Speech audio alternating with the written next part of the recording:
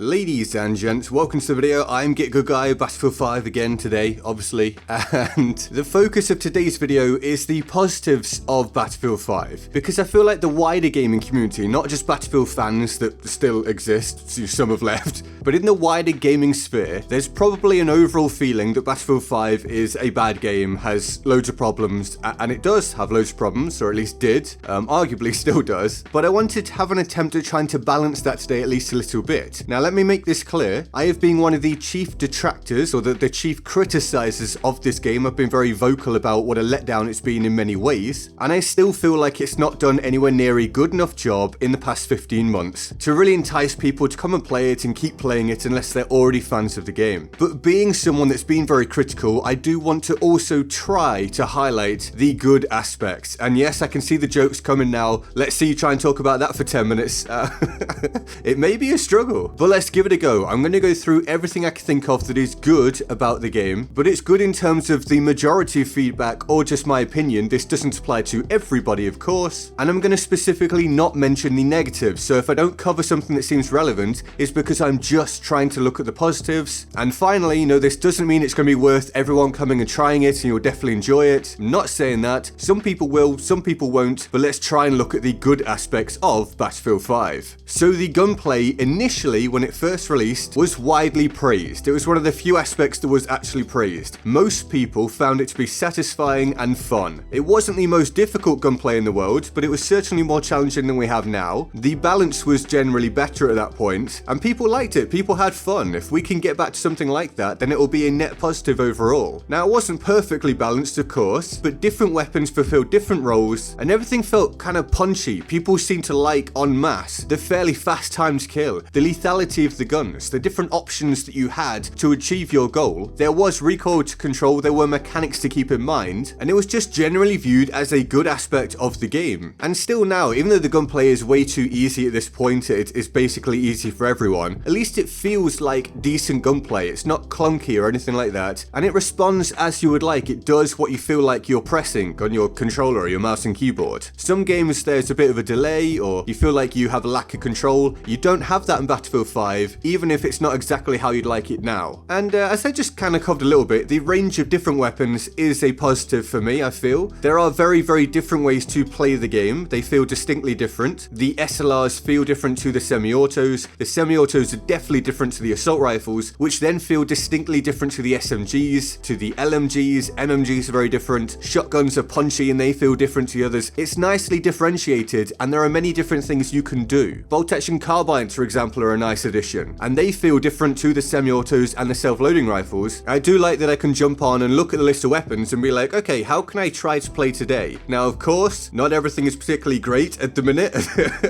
but at least you can try it out, and again, if the balance is improved, then hopefully that will be another positive aspect. Moving on, aesthetics and environments. Okay, so say what you like about map design, they generally look very, very good. The map that you're in has a lot of positives when it comes to just looking at it, but actually kind of more so for me are the environments that surround the maps that you can't get to. Mountainous areas or whatever surrounds, I mean, you can kind of see in the gameplay here and there actually. It feels like you're in an area within a wider area, not just a closed off like arena. It's not an arena shooter. You're within a space. You're within a wider environment, and it generally looks beautiful. Now, I don't think it does it as well as BF1 in that sense, in terms of atmosphere and feeling like you're actually in that wider space I mentioned, but Battlefield 5 still does do that way better than most FPS games out there, and a lot of them don't actually try to do that in any way, shape or form actually, especially if they're arena shooters, of course. And although it is again lacking the desired atmosphere, the World War II atmosphere some would say, and certainly doesn't have the atmosphere of BF1, overall I see the environments and the aesthetics as being a positive thing. And this also applies to the weapons you carry around. They just look good. They generally they're well finished, the textures are nice, it looks like you're using a real thing, so I like and appreciate that. Next up, some of the audio is great, some of it, even if it's not all well balanced. Explosions that are good, they sound like real explosions. There's specific things like the ping of the M1 Garand. There's the SMGs and MMGs and all these different things, all these different weapons have a generally different sound. The grease gun sounds different when it's got the suppressor on or not. I like the audio. The audio is good. The audio is something that's never really been criticized in terms of what it actually provides for you in terms of how it sounds. The criticism has always been the balancing of it. So footsteps being too loud at times, or sometimes can't hear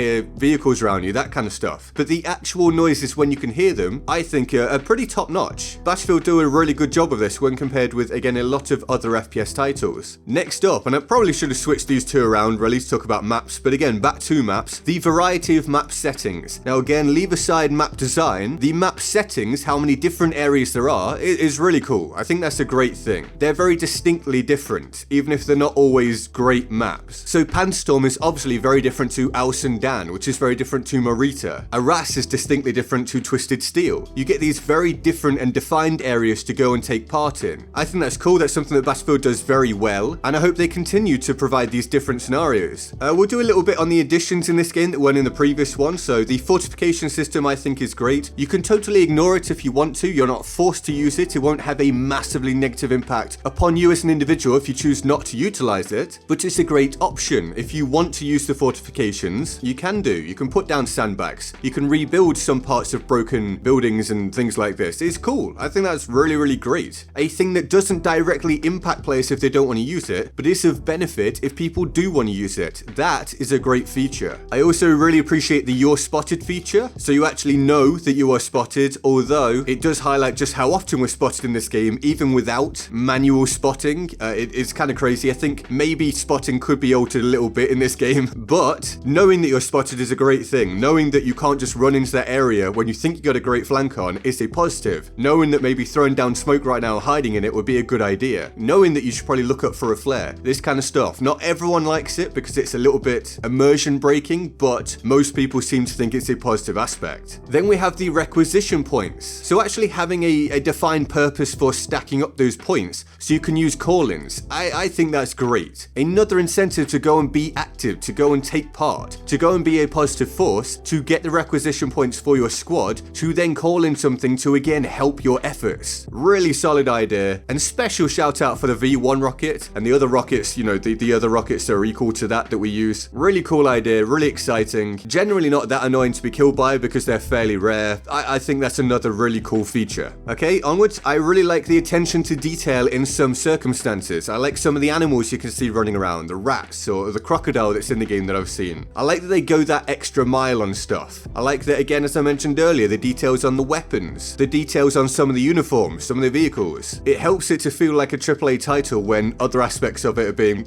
let down. Okay, what about the trailers? This isn't very often mentioned or analysed, but I think the trailers have improved over time. Once they moved away from the release trailer, the tone of the trailers has altered as we've got more and more, and it's gone back towards that more traditional Battlefield feel. I think that's a very positive aspect, and I think that helps to draw more eyes to the game, draw more people back, because they're not being instantly put off by a trailer that isn't well received by most people. So solid work on turning that one around.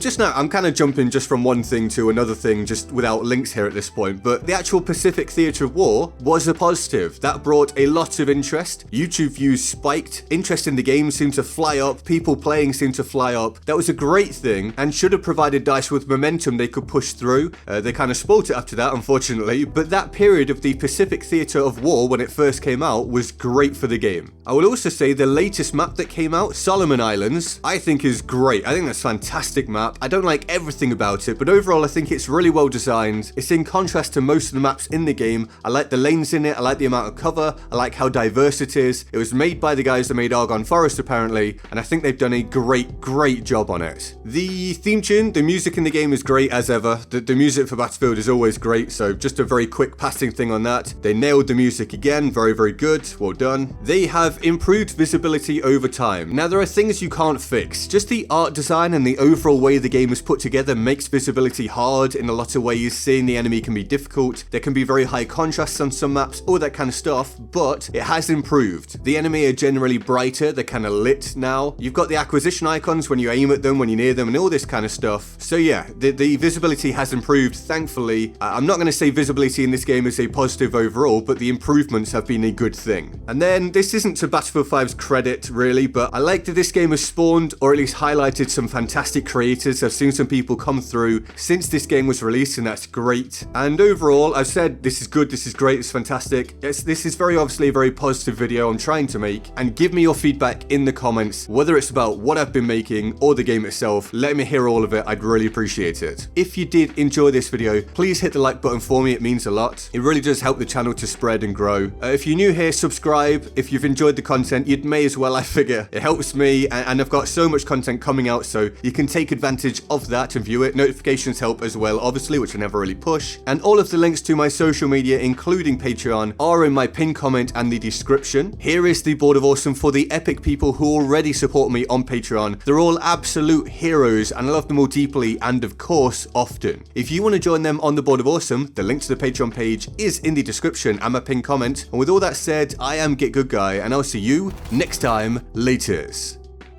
Give your teammates the advantage, provide extra rounds. Get involved when your team has a 4v3 or whatever it is. Listen out for those gunfights and see if you can assist. Literally get those assists, put damage out there and help the team around you. It all really does stack up. And utilize different angles. You do need to stay close to your squad generally as a weaker player, but